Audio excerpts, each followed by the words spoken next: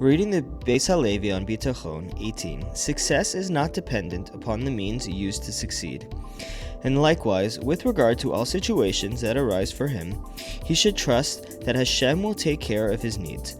Also, when one has engaged in some occupation and was successful, he should understand that it was not the means that he employed that brought about the profit. Rather, to the contrary, the profit that had been decreed for him is what led the means of becoming available to him, so that the outcome desired by Hashem may be blessed resulted. 65. The entire universe seemingly operates on cause and effect. Intelligence causes success, proper strategy causes victory, medicine causes cure, and so on. The Beis HaLevi teaches that not only is this a misconception, but the opposite is actually true.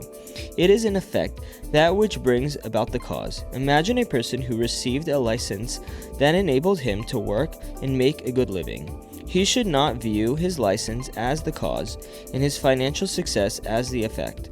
It is just the opposite. Because he was supposed to earn a lot of money, Hashem arranged that he receive a license. To us, it appears that a person has a responsible job because he is smart and has the necessary knowledge. But it is just the opposite. Because Hashem wanted him to succeed, he made him smart and arranged for him to have that know-how. Rav Eliyahu Dessler writes that we must constantly reiterate to ourselves the following principle. We see things in this world the way a person peering through a keyhole sees the point of a pen writing on paper. If the viewer didn't know better, he would think that the pen writes on its own. Of course, the pen writes only because somebody holds it. The pen's movement is the effect, not the cause. Similarly, when a general leads his army to victory, his triumph is the cause and his power is the effect. Sometimes a girl may think to herself, I do not have connections. I'm not so popular. I don't come from a wealthy family, and I don't have a great social stature. And this is why I'm having trouble finding a shidduch. This other girl has everything going for her. She has great social skills and has great connections. So she got married immediately after seminary. This is a misconception. The young lady has to work on understanding that her circumstances are the result of Hashem's plan. He has guided all this, and her role is to do all she can to make the right connections and turn to him in Bitachon and sincere tefillah. Because Hashem planned for that other girl to get married quickly, he gave her all the right credentials and connections. Both girls are in the position they are meant to be in. Hashem's decisions are what made everything happen, and the factors that led to the results are actually themselves the results of Hashem's plan. There is a well-known teaching from Rav Pinchas Koritz. The wicked are full of regret. He explains that if we believe that Hashem is the cause of everything that happens, then we will never regret a responsible decision or action that resulted in a loss. We will realize that our decision or action was not the cause, but rather the way Hashem's decree was carried out. And so we will not have any regrets. But one who does not live with this attitude and thinks that he is the one who controls everything will constantly regret decisions and actions that did not turn out as he expected. We need to remember that the only cause for our success is Hashem, and He has an infinite number of ways to bring about the result that He desires. And this is the fundamental belief in which we should live. The only cause is Hashem's decisions, and everything else is the effect that He used to achieve His purpose. This idea that the result He desires brings about the means to attain the result is what our sages of blessed memory had in mind when they commented in the Midrash Rabbah on the verse. It happened that in the end of the 2 years of the day that Paro was dreaming. This was the meaning of what is written. He sets a limit to the darkness. In the Midrash explains, Hashem fixed an amount of time for Yosef, for how many years he would exist in the darkness in the prison. And once the time arrived, Paro dreamt a dream, setting in motion Yosef's release.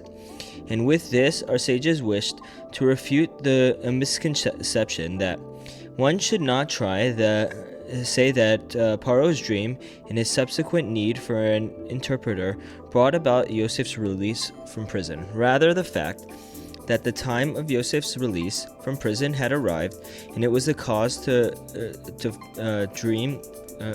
Paro to dream his dream. After Yosef successfully interpreted Paro's disturbing dream, he was finally released from prison.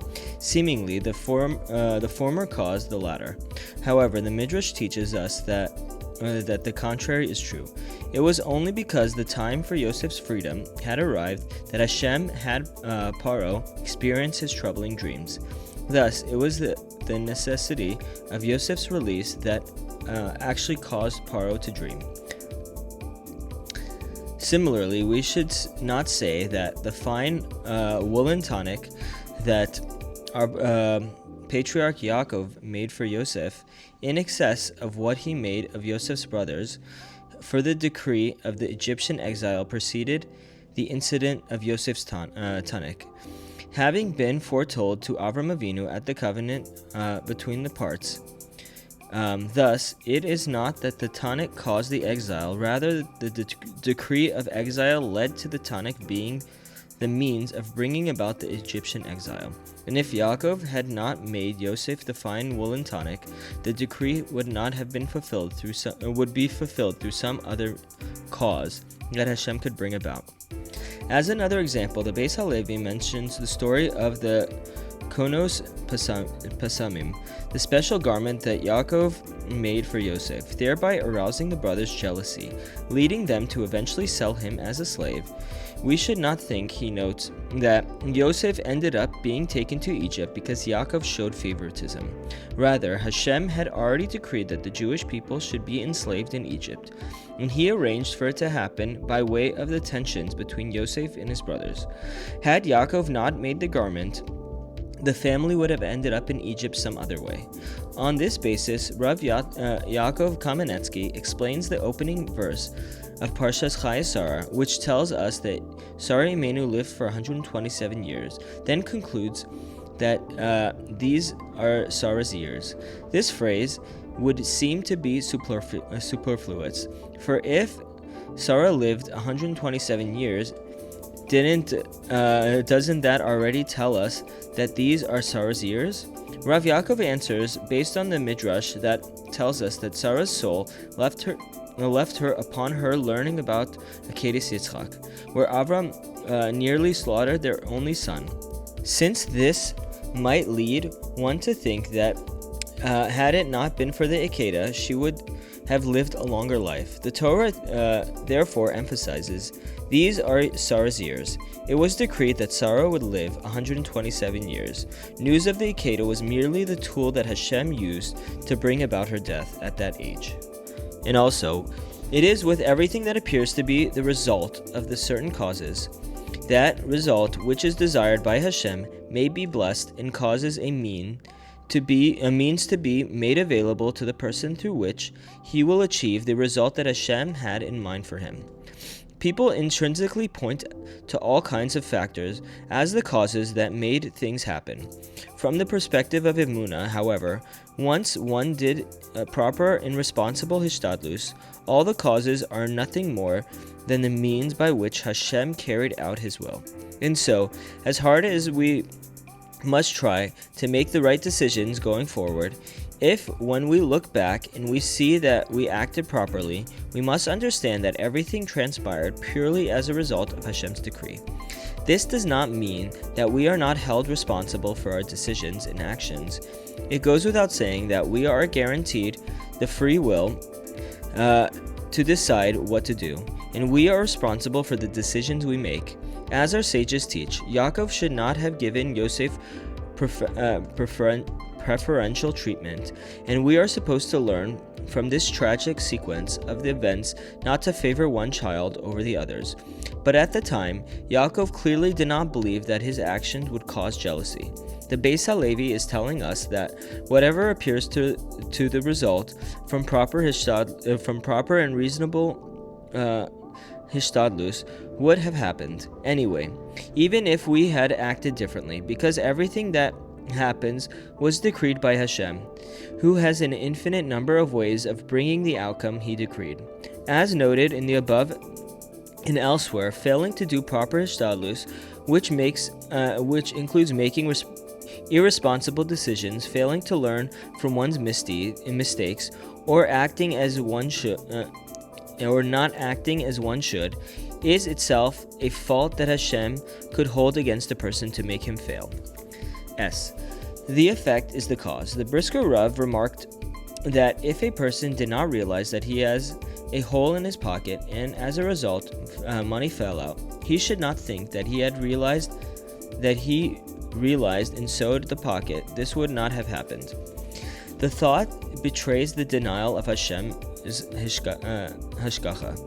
The proper perspective is just the opposite. Hashem decided that he should lose money, and this is why there was a hole in the pocket that he did not have sewn. Timing is from Hashem. The story is told of a couple who were married for 10 years without children. One day they heard a certain tzaddik was visiting their town, so they decided to approach him and ask for a bracha. They did, and sure enough, by the end of that year they had a child. Alongside their immense joy, the couple also felt sad. They could not help but think, if only we had gone to him years ago. Imagine how much aggravation we could have spared ourselves. A wise friend explained to them that they were wrong. To the contrary, Hashem decided that they should have a child at a certain time, so he arranged that they would approach the tzaddik at that time. When Hashem wants a result, efforts are in vain.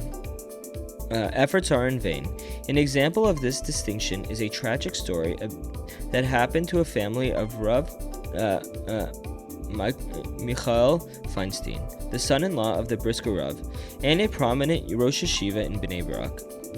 His daughter suffered from a very serious asthma, and she once experienced a especially severe attack. Her parents couldn't find the medical device that they used to treat her, and unfortunately the girl passed away. Immediately thereafter, the device was found. The family was plagued by the guilt, thinking that they had they found the device just a moment sooner, the girl's life would have been saved. But a great rabbi explained that hishtadlus works only forward, not backwards. Once something happened, we must accept it as Hashem's will, which would have been fulfilled regardless of anything that we could have done. In the present, looking ahead to the future, we must do everything we can to care for ourselves and our family. But after the fact, as long as one acted responsibly, we cannot feel guilty about what happened, because we must believe that the outcome was decreed by Hashem, and there was nothing anybody could have done to prevent that outcome. The proper perspective. It is told that in times of the Beis HaLevi, a certain man in Brisk became fabulously wealthy from selling lumber. He invested everything in forest and earned a large fortune, but then, one day, a fire broke out and destroyed the forest and his investment. Whenever we walked near it after that, he would say, "Oh, forest, I invested so much time and effort in you. That was such a mistake." The Beis HaLevi once heard the man's lament and said to him, "You misunderstand.